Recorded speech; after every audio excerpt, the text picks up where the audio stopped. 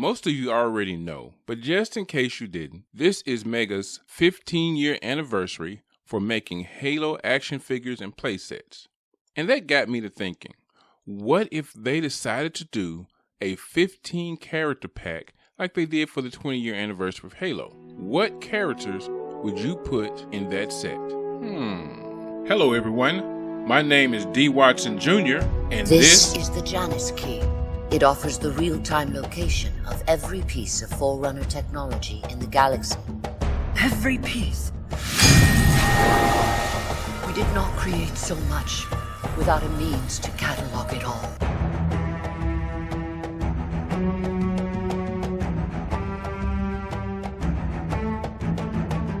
Hello everyone, and welcome to this episode of the Janus Key. As I said in the intro, this is Mega's 15-year anniversary for making Halo products. And I thought, what are 15 characters throughout the entirety of the Halo universe that deserve the Mega Heroes treatment? And by that I mean, they deserve the best molding, they deserve the best paint apps. And so I came up with my list of 15 characters rather. I didn't just pull these characters out of mid-air. I put a little bit of thought into it, and I set some criteria. Number one, characters who have never had a figure get first dibs. They get priority. Versions of characters who have never had a figure. So if we've had your figure before, but this is a new version of it, you get priority, but not at the very top. Next, at one point in time, this character would have had to have played a major part in the Halo lore or media. Number four, the character and or the mold used to design this character has to be reusable for Mega. Now, Mega pays a lot of money to get molds done for their characters, for their figures. And typically, if you notice, when we get a figure, a character, it appears, or that mold appears in a couple of different places. In a blind bag, in a play set, and a Halo Hero set. So we want to give them something that they can use and make money off of. Because if they don't, I mean, regardless of how much we like it, we're probably not going to get that character. And last but not least, this character has to have some customizing opportunities for us, the fans. Now, with that said, let's jump directly into our list. Starting off this list, bringing up the rear in the number 15 spot is Quan Ha from the Halo TV series on Paramount. Quan's father is an insurrectionist leader on the planet Madrigal, who is killed in a battle between Silver Team and invading Covenant forces. After the battle is over, Quan is the only survivor. Master Chief takes her from the planet, but is later given an order to assassinate her. But rather than to kill her, he takes her to his friend Soren, who hides her in the rubble. Later in Season 1, Quan would return to Madrigal in an effort to restart the insurrectionist movement started by her father. Now, I know a lot of you will probably disagree with her in this selection, but hear me out. There's a method to my madness. From a business perspective, it makes sense. If you pay X amount of dollars for a mold, use that mold as much as possible, as many times as makes sense. Now, if you do a head mold with Quan and that shaven head, you can also use that same mold to do one of our favorite female detectives, Veda Lopez, in a later mold. I'm just saying, think about it. So at number 15 is Quan Ha. At number 14, Kurt 051 in SPI armor. Now, Kurt was an odd duck as far as Spartan 2s are concerned. He actually spent time making friends and getting to know people. This sometimes made his fellow Spartans a little uncomfortable around him, but despite this uneasy feeling from his teammates, Kurt was promoted to Green Team Leader. Kurt was an exceptional leader and would lead the team throughout most of its history. In November 2531, while on special assignment with Blue Team, Kurt's EVA suit was sabotaged. During the mission, his suit malfunctioned and he spun out of control into deep space. The Master Chief reported Kurt as MIA, but unbeknownst to John and everyone else, Kurt was rescued by Oni Prowler and given a new assignment by Colonel James Akerson. His new assignment, lead the Spartan 3 program. Now, the Spartan 3s are cheaper versions of the Spartan 2s. They're not as big, they're not as fast, they're not as strong, and instead of having Mjolnir armor, they get semi-powered infiltrating armor, or SPI. Once Kirk took over the Spartan 3 program, he never donned his Mark IV armor. He only wore the SPI, the same armor his Spartan 3s would wear. In 2552, Kirk, along with several Spartan 3s, would die defending the Forerunner shield world Onyx. Now I say, give us a Kurt 051 in SPI armor. My dream Kurt 051 figure would come with 2 heads, one of his actual face, the other of his SPI armor. He would have 051 printed on his chest, and if there is such a thing, a Spartan 3 logo printing on his right shoulder. This would show his connection to both the Spartan 2 program and the Spartan 3 program. Why should we have a Kurt figure in SPI armor? 1, we've never had SPI armor before. 2, Kurt was an important member of the Spartan 3 program. 3, he was a leader of the Spartan 3 program, and his work and success there is a key reason we have a Spartan 4 program. One thing we have to remember is when we get a mold, it has to be something that Mega can use over and over and over again. And here's how they can use it. We know for sure that several Spartan 3s survived the Human Covenant War, including Daniel A327, Kevin A282, Tom B292, Lucy B091, Ash Gamma 099, Olivia Gamma 291, and Mark Gamma 313. So they can reuse this mold, giving us any and all of those figures. They can reuse the mold again in a blind bag series and make it a common. Well, I say a common because we know the Spartan 3 program produced a lot of Spartan 3s. My guess is about 900 because there were 3 classes and each class produced about 300 Spartans. So they could reuse a mold in a blind bag, make it a common, so we could have an army of Spartan 3s. And that's my case for giving us Kurt 051 in SPI armor. At number 13, Castor, Doob of the Keepers of the One Freedom. Castor is a brute who has been in the Halo universe for a very long time. The Human Covenant War started in 2525. By 2526, Castor, his good friend Orson, and a young Atriox are stalkers in a special Bloodstar task force assigned the mission to seek and destroy Spartans. The 3 blood brothers would serve at this post until the end of the war in 2552. After the Great Schism, the 3 would go their separate ways, with Atriox leading the Banished and Castor and Orson forming the Keepers of the One Freedom, a religious sect that denounced the Shanshaium as false prophets but continued to believe in the Great Journey. Now this is where his story really takes off. In July 2553, Castor teams up with insurrectionists to overthrow the planet Gao. In the process, he nearly wipes out an entire UNSC battalion. He almost captures a Forerunner Ancilla. He discovers and is healed by a life worker, Heragok. By December 2553, Castor has found and occupied a Forerunner facility. He is more than double the size of the Keepers and is now being chased by the UNSC for the murder of a fleet admiral and under suspicion for developing a biohazard weapon. By October 2559, he is teamed up with his old friend Atriox and the Banished to occupy the planet Reach in the search for a Forerunner portal. During the occupation of Reach, Castor betrays Atriox, steals one of his ships, and leads his Keepers through the very portal Atriox has been looking for.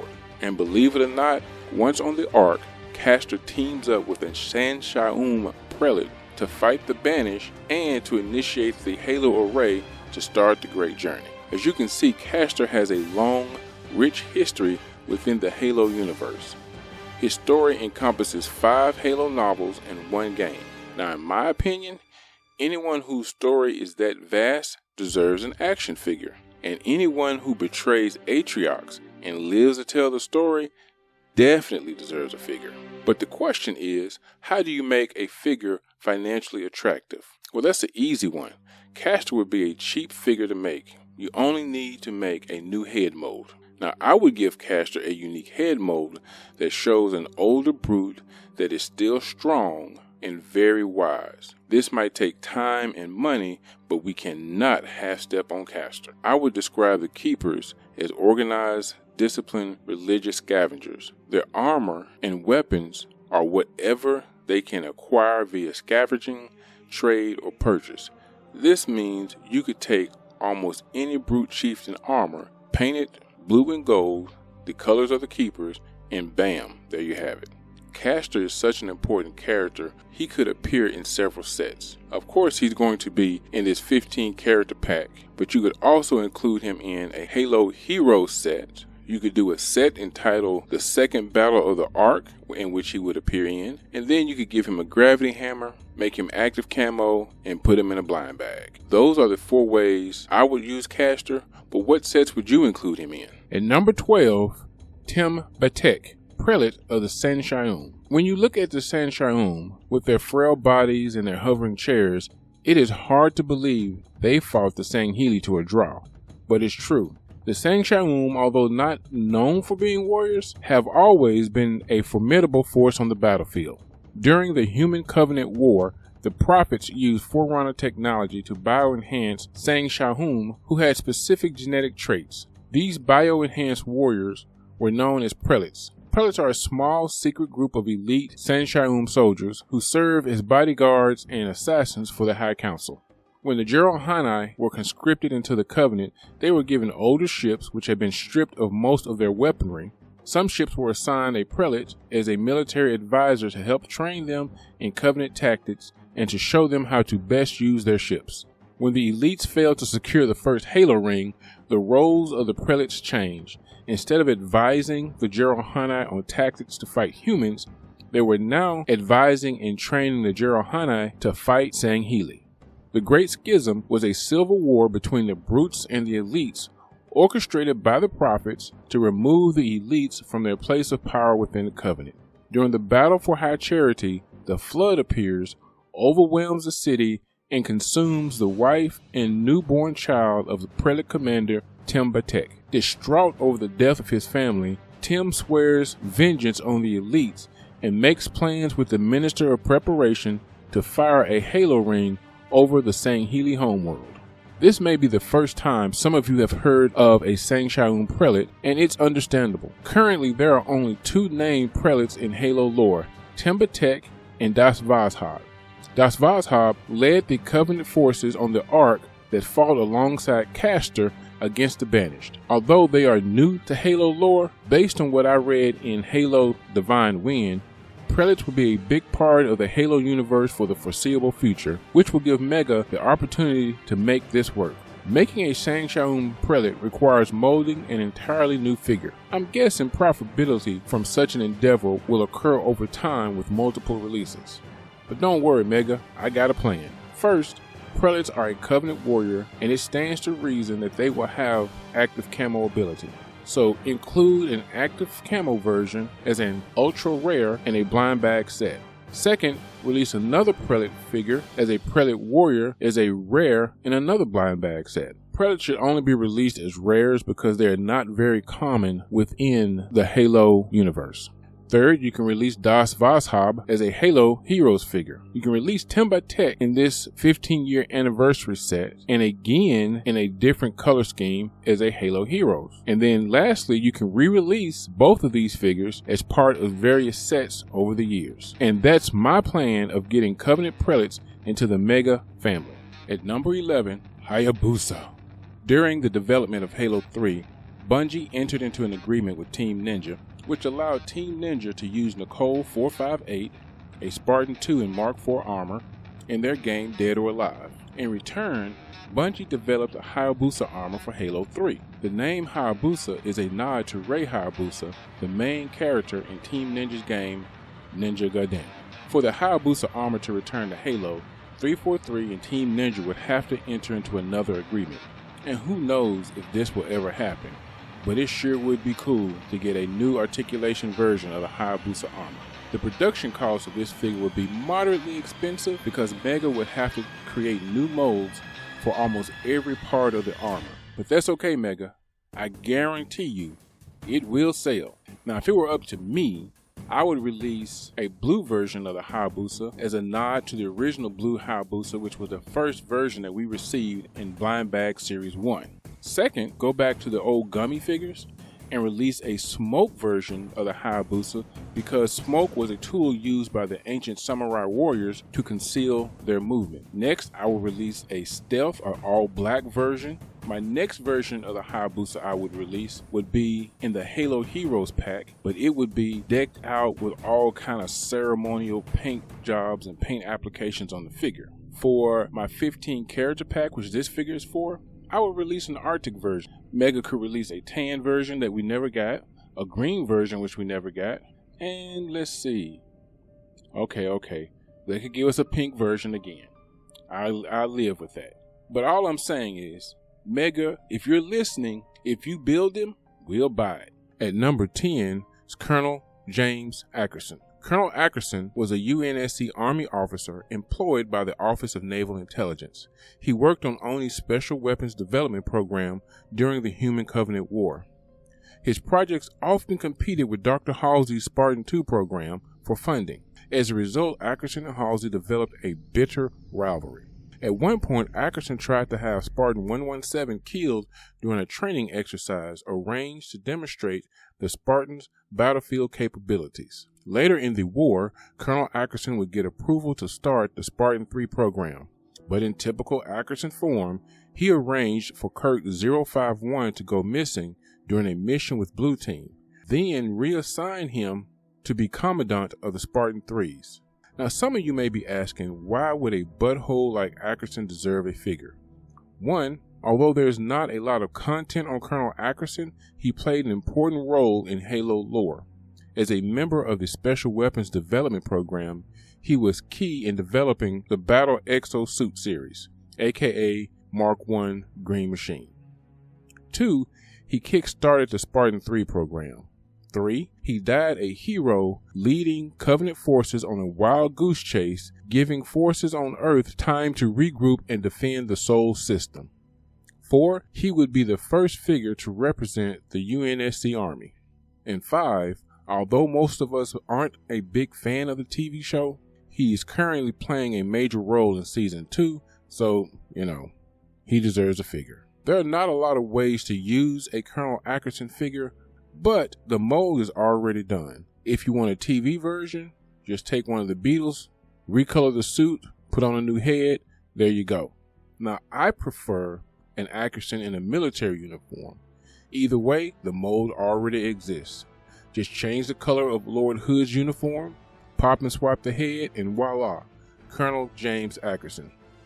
Using that same technique, popping and swapping the head, you can now get characters like General Black, Captain Keyes, Sergeant Major Johnson in his dress white uniform, Admiral Cole, Colonel Holland, and Admiral Musa, just to name a few.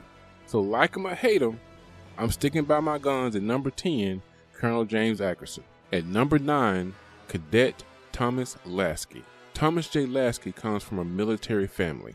At the start of the Human Covenant War, his mother, Andrea Lasky, was a colonel in the UNSC military, and his older brother, Cadman, was serving as a ODST. Thomas would follow in the family tradition and join the UNSC Navy via the Corbulo Military Academy on Cercinus 4. He was a freshman at the academy when the Covenant attacked the planet. Lasky and 2 other cadets are the only known survivors of the attack. As we all know, Thomas Lasky would survive the war and become captain of the UNSC Infinity.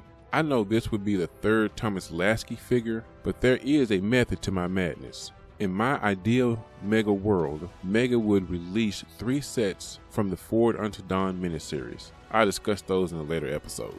I think Lasky deserves a cadet figure because he is a huge part of Halo lore, and his brief time at the academy played a pivotal role in developing his character traits. The cost of making a cadet figure is relatively inexpensive. For the female cadets, use this version of Miranda Keyes. Adjust the color of the uniform and the paint applications, and voila, it's not 100% accurate.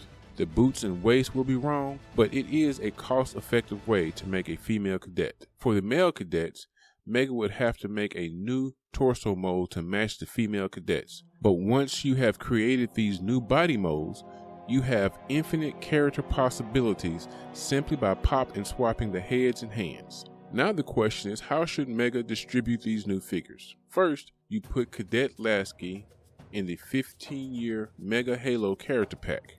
2, in a blind bag series, make a common figure a generic cadet. Over the course of 2 or 3 years, Mega could release a Halo Heroes version of Cadet Lasi, Cadet Orensky, Cadet Silva, and Cadet Sullivan. After that, you could release cadets as part of 3 or 4 playsets that I have in mind that I will discuss in another video.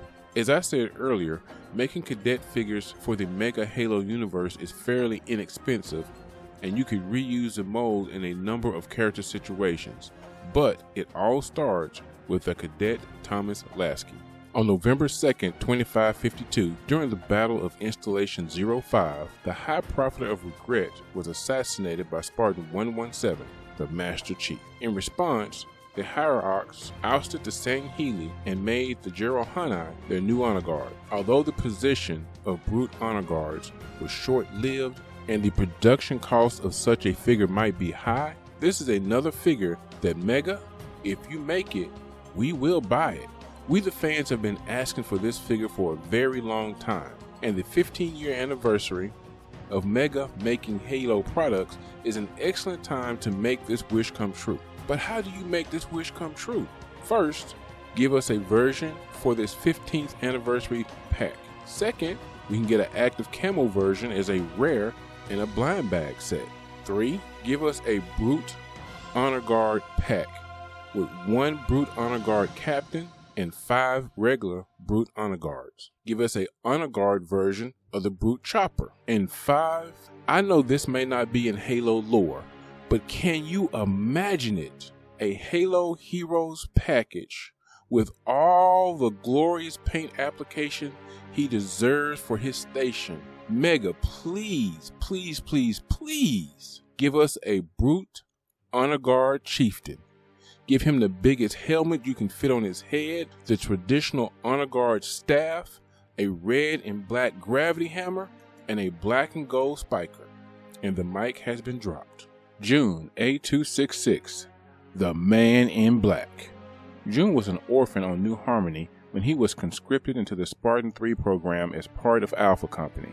Due to his exceptional skill as a marksman, June was pulled from Alpha Company and reassigned to Noble Team as a sniper. At the end of the war, June and Musa 096 were selected to lead the Spartan 4 program. June currently serves as Chief of Operations for the Spartan 4 program. June has shed his Mjolnir armor for a distinguished 3-piece black suit. And this is the June I want to see. Mega already has the head mold depicting June's awesome facial tattoo. All they have to do is give him a body. If Mega wants to go cheap, they can reuse the Fox Mulder body or the body from one of the Beatles in their recently released Ladies and Gentlemen, the Beatles set. However, none of these speak Spartan to me. The Fox mold looks like a box with legs and the Beatles are too skinny. June is a Spartan and he should look like an NFL defensive lineman in a black suit.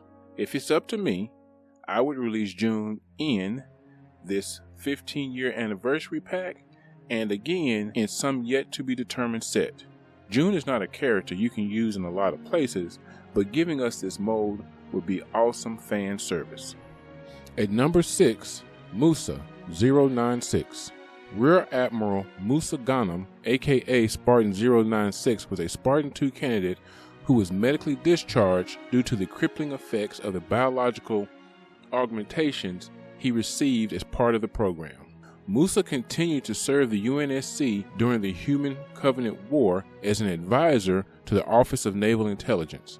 Near the end of the war, Musa was given command of the Spartan 4 program. Musa would eventually be promoted to Rear Admiral and made Commander-in-Chief of the Spartan branch. Although Musa is a heavy hitter in Halo lore, he is not a well-known character. And of all the individuals on this list, I think he is the hardest to justify. A Musa figure would require a new head mold for sure, but we can save money on his body by using the old Captain Keyes mold or the new Lord Hood mold. The real expense in making a Musa figure is designing and molding his wheelchair, but I think there are some creative people at Mega that can come up with a wheelchair design using only Mega parts.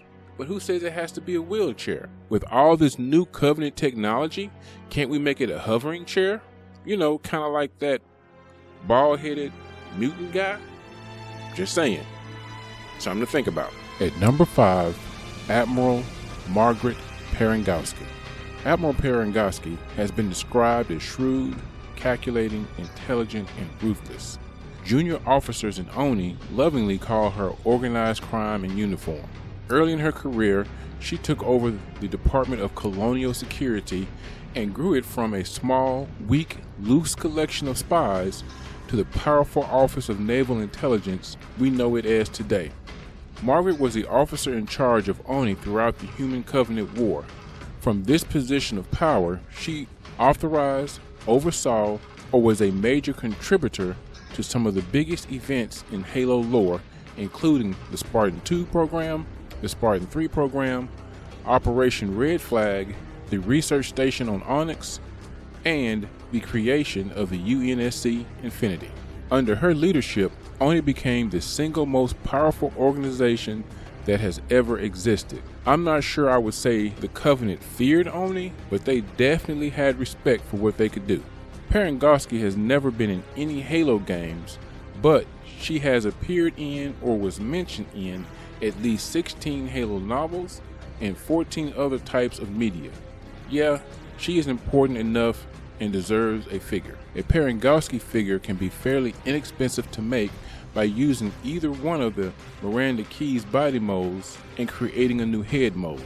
Put a couple stars on her shoulder and bam, Admiral Perowsky. When I started this list, I did not consider the TV show version, but I think a body mold of the TV version's uniform would be an awesome thing to get as well. If it were up to me, I would give us both versions. The one I just told you, use the same head mold, and then give us the TV version in that awesome but stylish uniform that she wears in the show. At number 4 is my favorite character on this list, Veda Lopez. Lopez has been a major character in 5 Halo novels and 1 short story, so it's safe to say her character has been very well developed. But to tell Veda's story is challenging to say the least. She first appeared in the Halo novel Last Light as a Gao special investigator with an axe to grind against the UNSC. Who on Gao doesn't? Lopez has gone from investigating a group of Spartan 3s as being serial killers to those same Spartans calling her Mom. When we first meet Veda, she is an insurrectionist supporter. Now, she's a top-secret Oni spy. At one time, she was a trusted advisor to Castor, the Dokab of the One Freedom, but that was after she shot him in the knee. Then there was a time she rigged Fred 104's armor to explode. Now she is his girlfriend, I think. And to make things even more interesting, Lopez is currently on the edge of the Orion Belt fighting the Banished, the Covenant, and the Keepers of the One Freedom, along with the crew of the UNSC Spirit of Fire. You know, you're just going to have to go and read the books. I don't know what else to say. With all that, the question is not does Veda deserve a figure, but which figure do we want? Do we want the Inspector Lopez? Do we want the Keeper of the One Freedom Lopez? Do we want the Lopez in body armor fighting in the jungle with the Spartans? Or do we want Lopez in SPI armor? My vote, all 3, but let's start with the Keepers of the One Freedom Lopez. I mean, we gotta use that Quan head mode somewhere. On my first brainstorming session, I came up with a list of about 30 or 40 characters whom I felt deserved a figure. Obviously, I knocked a few people off the list, but I would like to take a moment to give an honorable mention to these 5 characters in no particular order. Number 1, Sexy Halsey, from the Halo Legends episode, The Package. I just couldn't see, I just couldn't. Number 2, John is a little boy from the animated movie, The Fall of Reach. I envisioned John being in some uniform that they had, and then you could always reuse that same mold and just do poppet swaps and get a lot of the major Spartans as little kids, but ultimately it got bumped. At number 3, a flood-infected brute from Halo Wars 2. The only reason this character did not make the list is we just got him with the recent Halo Heroes set. At number 4, Hayabusa from Halo Legends episode The Duel. I would love to see this character done just to see an interpretation of a figure with that artwork. That's the only reason I had him on the list. And last but not least, the Harbinger of Truth from Halo Infinite. She got bumped for 2 reasons. One, it's too soon for her to be on the list of heroes that we haven't gotten. And second, I think we're going to get her pretty soon anyway. So she got bumped. Getting back to the list, the other 12 characters on this list are in no particular order, but these top 3 are the top 3 for me. At number 3, Herogox. Herogox are bioengineered creatures created by the Forerunners to maintain their technology. These floating airbags are strong, nimble, intelligent, loyal, lovable, and in high demand by Mega Halo fans.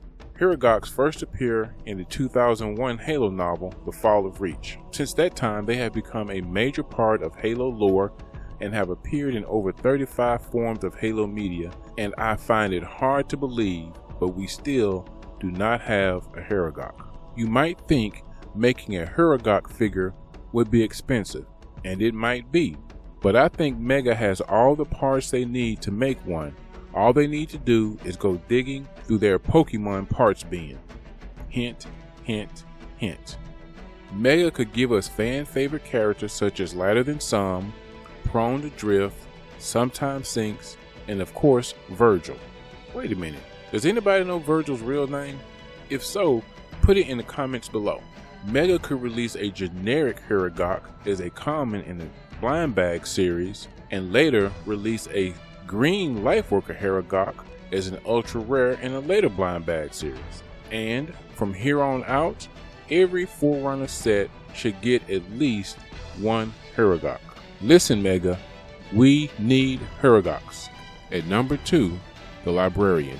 As it became clear that the Forerunners were going to lose their war against the Flood, they developed a weapon that would wipe out all sentient life in the galaxy, thereby starving the Flood to death.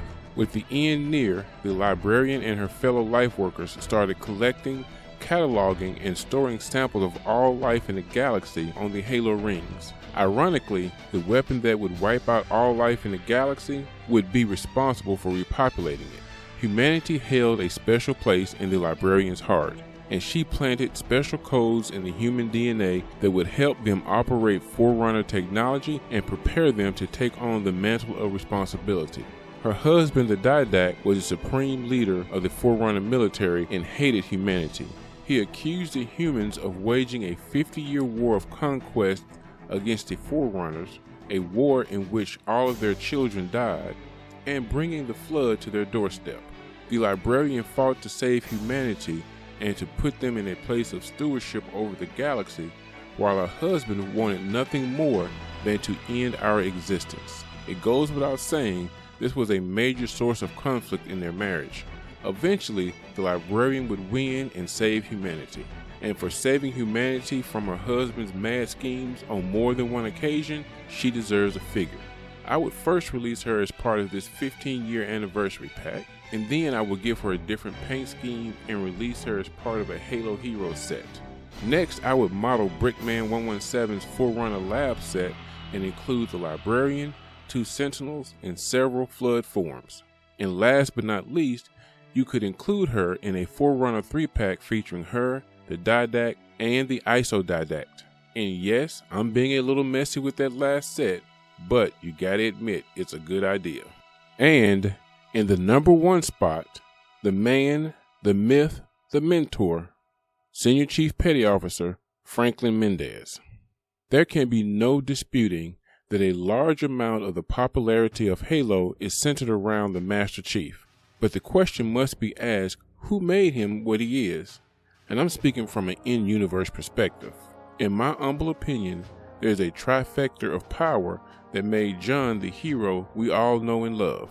At the top of the pyramid is John himself. No matter who did what or what happened to him, John made the decisions that ultimately made him the hero he is. He took on the role of leader. He decided to be a good leader. He never gave up. He decided to always do the right thing. These are the decisions John made that ultimately made him the beloved leader he is today. The second point on this pyramid of creativity is Dr. Catherine Elizabeth Halsey. Dr. Halsey is a mother figure that encouraged all the Spartan twos, but she also created the signs that created the Spartans. It was her intellect that gave the Spartans their speed, their strength, and their Mjolnir armor. But having all these advantages means nothing if you don't have the skills, the knowledge, and the discipline to know when and how to use them. That is why on the third point of this pyramid is Senior Chief Petty Officer Franklin Mendez. Mendez was the senior drill instructor for both the Spartan II and the Spartan III program.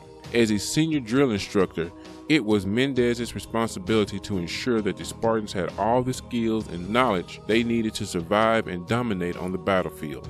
Mendez taught them how to conduct warfare, battlefield tactics, hand-to-hand combat, tricks of the trade, when to and when not to fight, how to observe the enemy, and how to outthink the enemy. He taught them good leadership through his words and his actions. Halsey's intellect created super soldiers. Mendez made them Spartans. If you don't believe me, ask a Spartan.